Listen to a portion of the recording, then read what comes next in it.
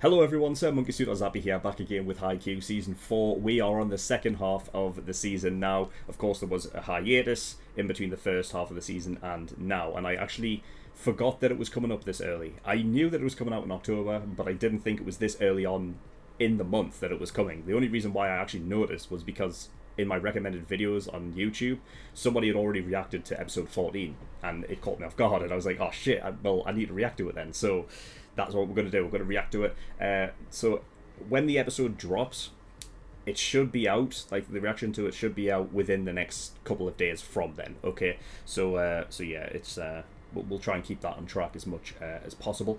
But yeah, I mean, this one should be going out Saturday, I believe. I mean, that's when I'm recording this. You know what I mean? So it should be out today.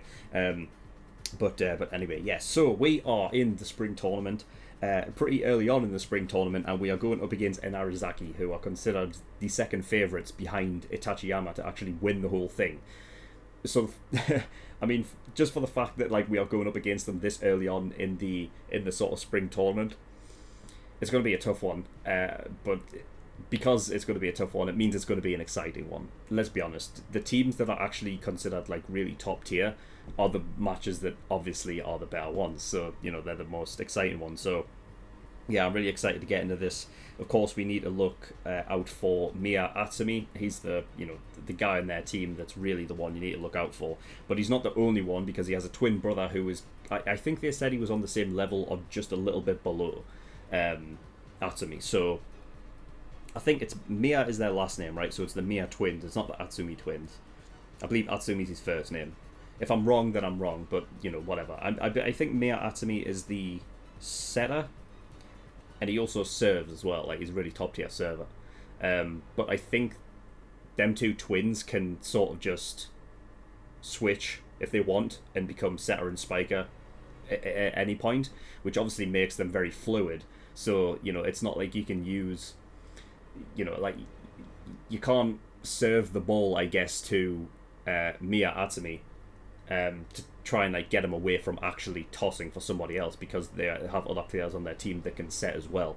So obviously that makes them very tough. They also have the number 4 spiker in the country, and I also wrote down on his day he can actually surpass that. So you know, I mean, I would not be surprised if we see him surpass that and like you know what I mean, push his way, you know, basically to Ushiwaka level. You know, and how he actually spikes is going to be interesting, because I feel like the spikers in particular all have their certain ways of spiking a ball, you know what I mean? They have their own little sort of style of doing things, so it's going to be interesting to see how he plays. And they also have a middle blocker who's really short as well, called Rintaro, which is obviously interesting, because I guess in this show with Hinata being very short, but technically his position is middle blocker, like it was like that was his own thing. It was like a quirky little thing for Hinata, and now we have one that's on an opposing team, and one considered very strong. So it's, you know, yeah, we can't look past this middle blocker guy, because I feel like he's going to be pulling out some blocks that we're not expecting. and yeah, I mean, we are also in the alternative kit as well. I think so. Everyone is in orange aside from the Libero, who's actually in the navy bluey black. So Nishinoya is going to be in that, which is cool, because that's the first time we've seen this sort of alternate kit. Of course, because Inarizaki are black. That's their kit color as well. So they also have the serve and block style. That is the style that they go for, which is considered a very strong technique, especially considering the fact that he's supposed to be a really good server. You know, and you know, that middle blocker, I just feel like he's going to be bringing out some insane blocks. You know what I mean? I feel like we can't look past that guy. You know, he's sort of like the black sheep. I feel like the one that you need to look out for. You know what I mean? Because I think he goes under the radar of everyone else on the team, so he's going to catch Serene off guard a few times, I feel like. So yeah, I mean, other than that, I don't think there's anything else to really talk about. So yeah, I think we're just going to get in episode 14 and see what we get. So yeah, the actual reaction should be down here, and it should remain on YouTube. That's how I've done the previous episodes for season 4, and all of them seem to be still up. They haven't been taken down for copyright or anything like that. So I'm going to continue obviously doing that. If for whatever reason it gets taken down, then I will re-upload the video and put the actual reaction over onto my website or on Dailymotion or anything like that. So if that is the case, the link will be in the description below for that. But yeah, there's also a link to the full length as well if you want to watch any of these episodes in full and not just the 10-minute version. Then the offer is there for you down in the description. But yeah, nothing else to talk about, so we're going to get in episode 14 of season 4. See what we get. So without further ado, let's go. I think that ended at a different time in this one than it did in the last episode. They were booing and everything, weren't they? So it's like, you bastards. Yeah. Didn't even fucking move. He felt it. And he... Oh yeah, that's right, because Hoshiyomi basically like lit a fire under Hinata, right? And Hinata was like, I want to jump as well. And he forgot to hit it. What's...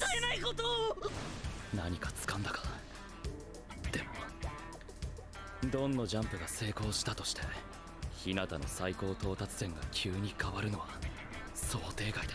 Ah, it changes. Because he needs, you'll have to obviously set it up higher and toss it up higher for him, right?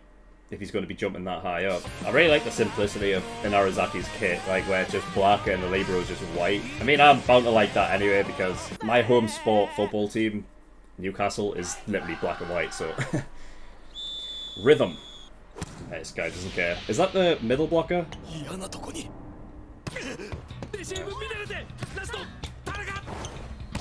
The smart serve by looks of it. Kind of what Sugawara does. Dude, did he just do a toss from the back line? Shit. It looked like he did that thing where he jumped from behind the line. You know when like the liberals do that? No.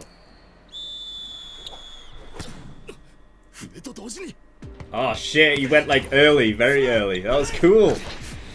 Oh, he tried to dump. That's cool. He put it back forward. That was amazing. Nah.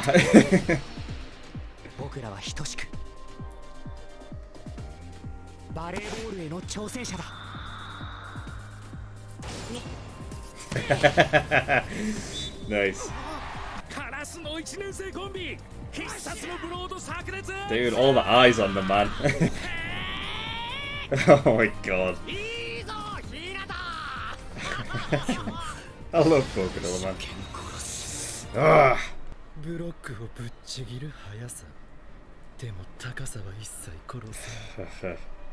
He was sat there smiling at it. Yeah.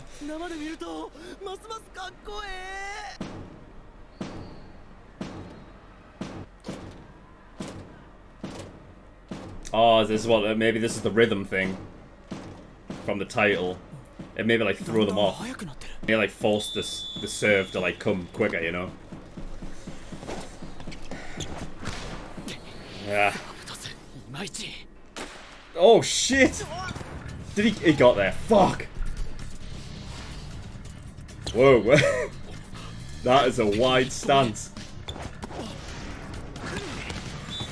Fuck. How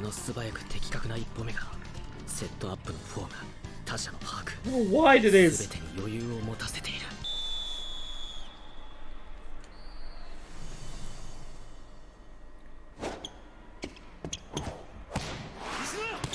Nice one, Nishi. Nice! Tanaka. Sweet. Tanaka's turn. I love how he does this before his serve.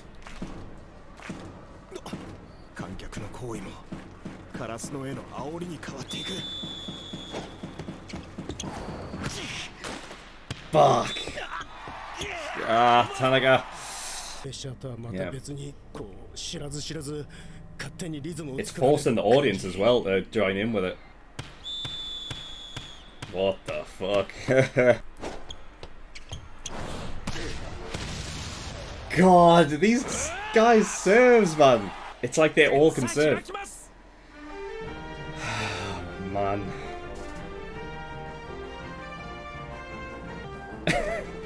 God.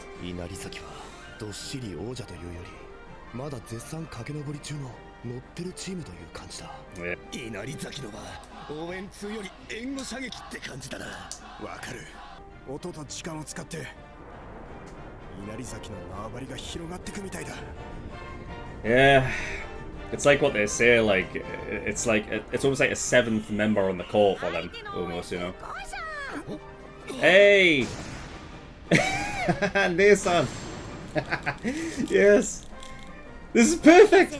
Because doesn't she do the thing at the festival? Oh fuck, I can't remember what it is, I can't remember what it's called. That's perfect, because she does that. So we have our own, like, musical number now. Oh, isn't this the team that I hated? Wasn't these like the snakes? I mean, these were the last characters I was expecting to turn up. Yeah, here she comes. Oh wow, Taiko, that's it. Dude, I like it. It's so traditional. Yes. She is without a doubt the waifu.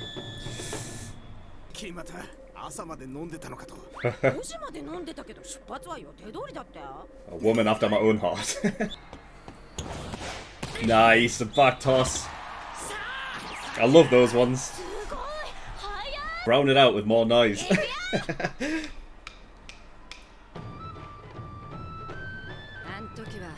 Nice. Interesting. It doesn't have a set beat, so it like calms it.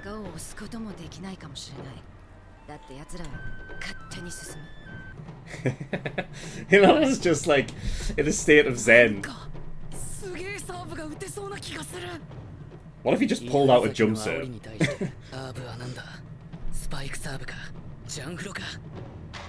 Is it? No, he's not. I was gonna say, he's never tried one. Because he doesn't...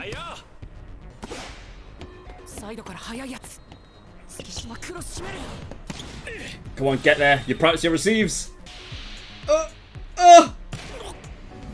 Did that hit off his shoe? Oh my god. I mean, it didn't touch the floor. Oh my god.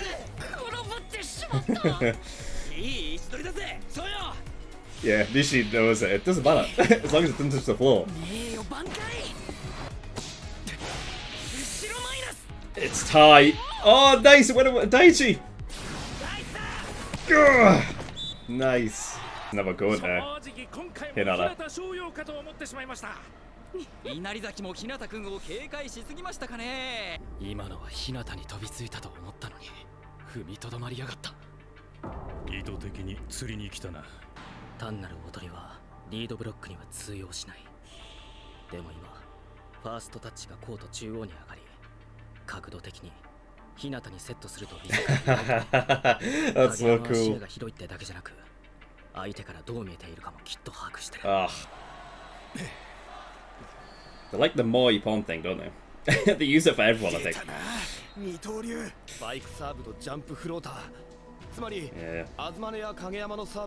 Do anything. I think you have to stop with further back because I think it's easier to go forward to stop it. That's how he takes his run up. Yeah.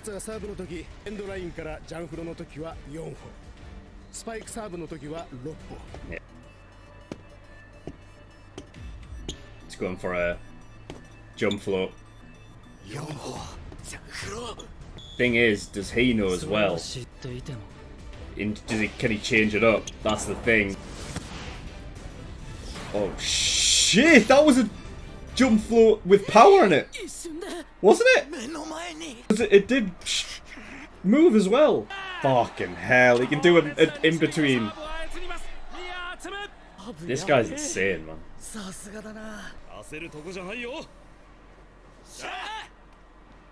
Nishinoya's looking more like Yugi every day from Yu-Gi-Oh.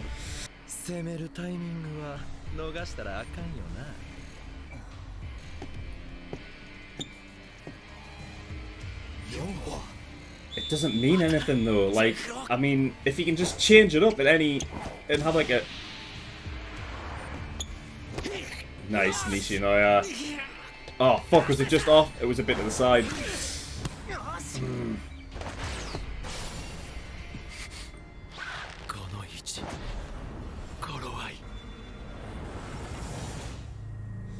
Dumb? Oh shit, no it's not. Fucking hell. Fuck.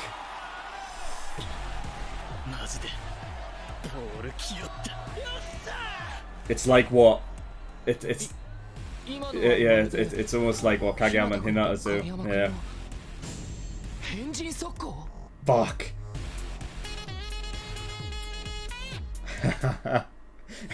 What the hell is the saxophone was he? Okay, episode 14. I'm happy Haikyuu's back on. Like, I just really enjoyed the show. It's just very... I don't know, there's something I think about it, just the way that it feels, you know what I mean? Like, there's a feeling around this show that's very sort of wholesome and epic and just feels right, you know what I mean? I'm watching Kuroko no Basket right now, right? And I'm in the middle of that. And not that I'm not like putting it down or anything like that. I'm just saying that I think what like the priorities I think in Haikyuu are different from those that were in Kuroko. You know what I mean? Like, I feel like Haikyuu was more, I suppose, homely and down to earth. That's the best way I feel like I can describe it. But everything feels grounded. You know what I mean? Kuroko isn't that way inclined, but I still enjoy that show. So I'm not putting it down. I'm just saying that I think the feelings are very different between two shows that are both focused around sports. You know what I mean? And they do things sort of differently. You know what I mean? It's set up a different way.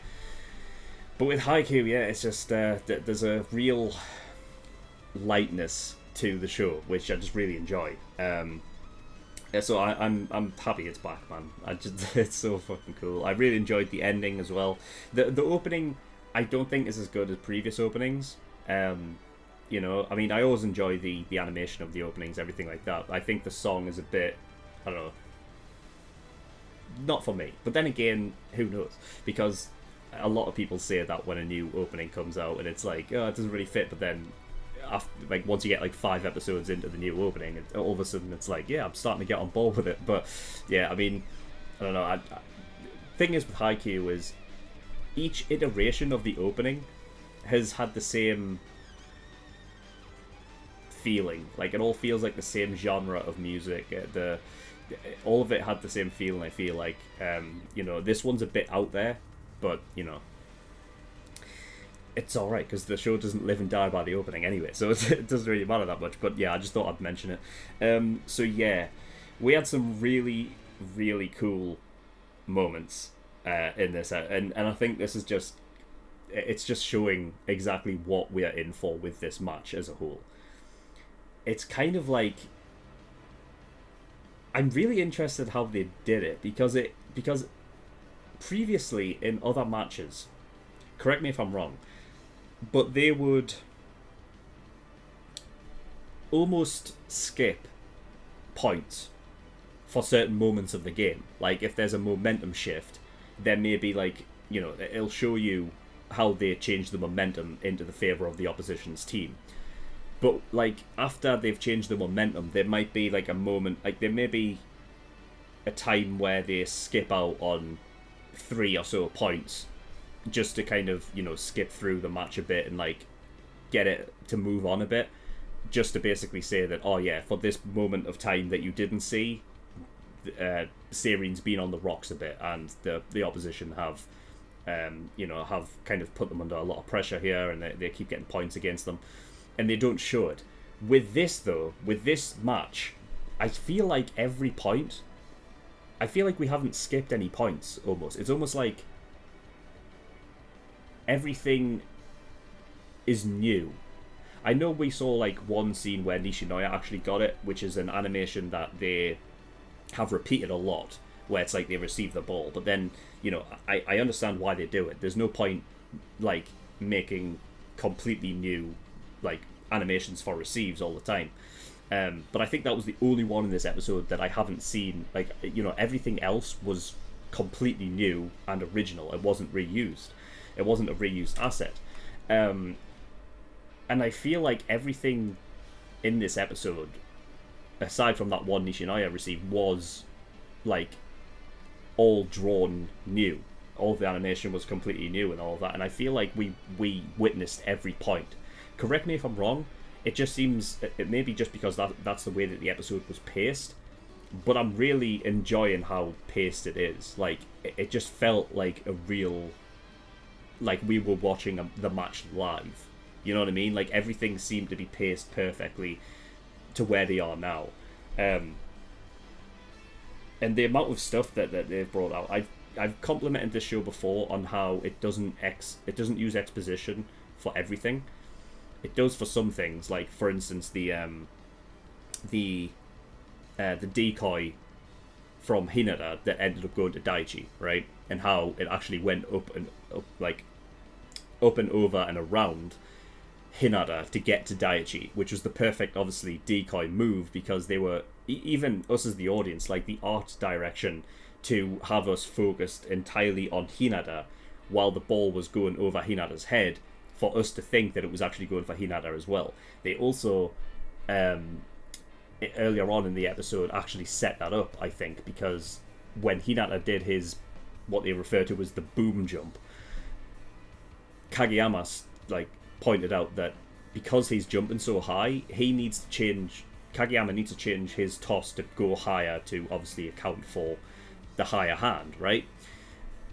And because the focus on Hinata's jump, where he was the decoy and it went to Daichi, because the ball was going so high, before I even saw Daichi come into frame, I was about to say, oh shit, I think Kageyama accounted for a higher jump, which Hinata's not going to get there. And then of course Daichi came into frame, and it was essentially because Kageyama is insane with his observation. You know, they've said before with setters is that they have the most pressure, I feel like, as a role can have on that court, because they need to not only observe your own players where they are, but also the opposition's players and what they're doing, and you have to do that within like a split fucking moment in time that is so, you know, it's such a short amount of time that they need to actually process all this information and then make the right decision. And Kageyama does it a lot, and like, but this one was like really pinpoint, like to the T, where he knew the guy that was on the other side of the net was looking primarily at Hinata, but had Hinata not been in that place where they thought the ball was going to Hinata, it was just placed perfectly over to Daichi, where it was close enough to where people thought it was going to Hinata, but it was, you know, but it was far enough away to where Daichi was also, he was already in the air when it came to him. So, I mean, that was just really, really cool. Kageyama's had some good ones today, and also the setter dump rebound, man. That was nuts. That was insane. I don't think that will get as much praise as I think it should, so I'm going to give it a lot of praise. That was insane, because it was a setter dump, but the whole point in it was to rebound so that we could get in position to make another attack. It was amazing, because I mean, we've had that, I think in season 2 we had that with Hinata, right, where Bokudo gave him that as like a, you can rebound the ball if you feel like you're not set up in a good spot. Like, you can rebound the ball so that it comes back, and then you set yourself up for another attack, one that's that's better.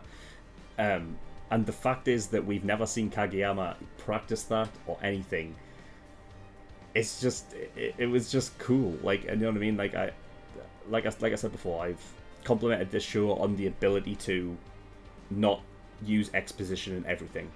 So the exposition for the decoy thing with Hinata and Daichi, that was an exposition, because I feel like that needed it. But you have these little moments where something cool happens, and you just witness it, and it doesn't explain it. It's just, you know what I mean? You might get like someone from the crowd that just says, oh, you know, they could shout out, oh, it's a set up rebound thing. But other than that, like, you don't need to use exposition for everything and slow things down. And it never did, which is why I'm talking about this episode. Like, it felt the pacing was really, really good. But yeah, that set up rebound was insane, man. Because I don't think that was the third touch. I think that was the second touch as well, right? I think I might be. I think I'm right. If I'm wrong, I apologize. Because there was also that one where Nishinoya received it and Tanaka just straight up spiked it. Because that was also the second touch. It wasn't the third touch. So yeah, really, really cool. Just really cool moments in this episode. Another one is Psycho coming to the rescue, which, I mean, listen, she's just amazing. She's just fantastic. I love that everything came around back from before, where when we first met her, there was that whole thing about her, doing that the drum, the taiko. I should have written it down. But, there was that was just, it was like a one-off thing when we first met her. It was just like, oh yeah, she is doing this drum thing at a festival. And the fact is that comes back around so that we can actually combat the opposing orchestra. So that we have something to sort of drown out their rhythm. Which I thought was really, really cool. It was a really awesome way to do it. The genre of music that they were playing was traditional, but it was also off rhythm. Like, there wasn't a set rhythm that they were doing, which means that everyone, it is technically drowning out the straight, obvious rhythm, predictable rhythm that was happening over on the other side. It's just really cool, like these little things that like can make. Because this is the thing, it's volleyball at the end of the day, right? So, and we're in the depths of season 4. We've had so many matches, and it's just like to find something like a different quirky way for a match to go. That you have this whole thing with, there's a saying in football specifically, and it might relate to other sports as well, that like if a team has like a really solid fan base, like ones that actually like are really loud, that for example football, of course my country's home sport, that there's this sort of saying that we have that a team that has a really solid fan base that are loud, their home ground can be called a fortress, because it's really hard for an away team, an opposition team, to go there and play well, because there's such thing as they call like essentially the 12th player on the pitch, because obviously in football there's 11 players out there, but the 12th person it's basically a conglomerate of the fans, because they have that much of an effect, because they're loud and they're getting at the opposition. I think I talked a little bit about this in episode 13 when I was having a go at the opposition, when obviously Syrian came up to serve, right, and about them booing the server and whatnot, try and put them off. So I feel like it rings true in volleyball. If you've got 6 players on the court, essentially the audience, specifically for Inarizaki, would be the 7th player on the court. It's like they are a player as well, because they have they're actually affecting the game. So yeah, I just really like the fact that they're able to add this whole sort of, the audience is now a part of the game. So yeah, I like the fact that that's what is different about this match in particular. But yeah, I'm really, really enjoying this match so far. I mean, I just can't wait to see what more things come out, because we've got like the smart serves. We had that one guy. I can't remember if that guy is the middle blocker. But he was serving really like in a very smart way. I likened him to Sugawara, because Sugawara did the same thing, where when Sugawara serves, he places the ball because obviously he doesn't have jump serves or jump floats. He just stands still, throws the ball up and hits it over. But what he does have is placement and the smarts to know where to put it, which will throw off the opposing team when the ball comes over. And obviously this guy on Inarizaki was doing the same. And that was for his first serve. His second serve I enjoyed as well, because it was like he was observing the referee, to when he was going to blow his whistle, So he basically hit it. He must have thrown it up, obviously, before the whistle went, and then hit it when the whistle went. You know what I mean? It's like a way to, obviously, Syrian aren't ready for that to happen. You know what I mean? They've never gone up against anything like that before, so it's kind of like, what the fuck? They're so unpredictable in Arizaki, which I really like, because it's giving me, this match in particular is giving me the same kind of vibes as I had when we faced off against Joe Zenji, which is debatably my favourite team, the party team, right? Because an unpredictable team keeps bringing out new, it's like they're not set in their ways. They don't have like a set style of play. I know that in Arizaki do have that, obviously, the serve and block, which I guess you could kind of guess is like that's their style of play, which is interesting because they haven't really had to block yet, have they? I don't think they've actually blocked. They've received. I don't think they've blocked though. Maybe their style of play should be serve and receive, but that's. I mean, that could go a number of different ways. Very kinky sounding, but anyway, yeah. They're very unpredictable. And that goes, obviously, for their last play of the game there, where they literally did the weirdo quick. So that was the first quick that Kageyama and Hina, like, the whole thing that this show was essentially, like, sort of built upon was the fact that Kageyama and Hinata are the reason why they were the perfect partners in crime and everything. That weirdo quick was the sort of the pinnacle of their attack at one point for, like, the first season of the show, first season and a half, until Hinata wanted to open his eyes and fight in the air. And Osamu, I think that's the other one, right? The other twin didn't know it was coming. So clearly, Atsumu is, I mean, he's the top setter, right? In high school, like, he's just the top one. He's the best. So it's not. I guess it's not surprising that he pulled that out, but it was definitely like a spur of the moment thing. It must have been.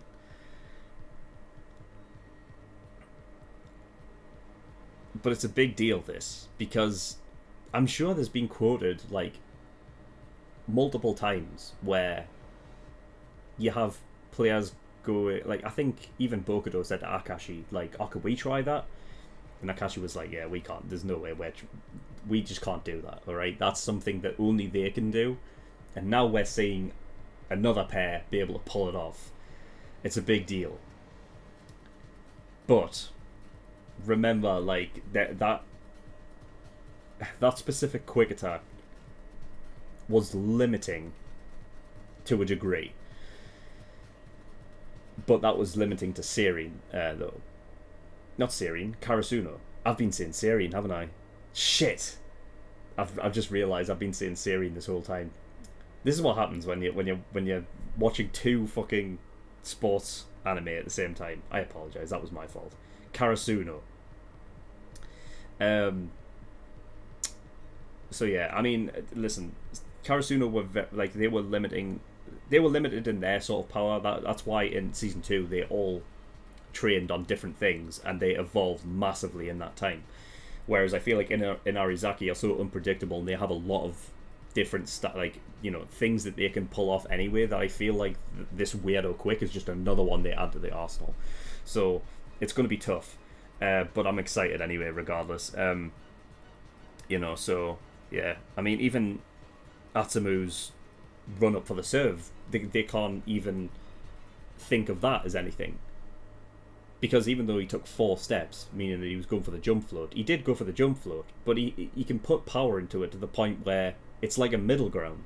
Meaning that if they're coming up forward, he can put enough power on it so that you can't actually position yourself far enough away to actually control it or receive it. So it's almost like, how do you even defend against his serves? It's insane. It's actually nuts. So, yeah, I mean, I have.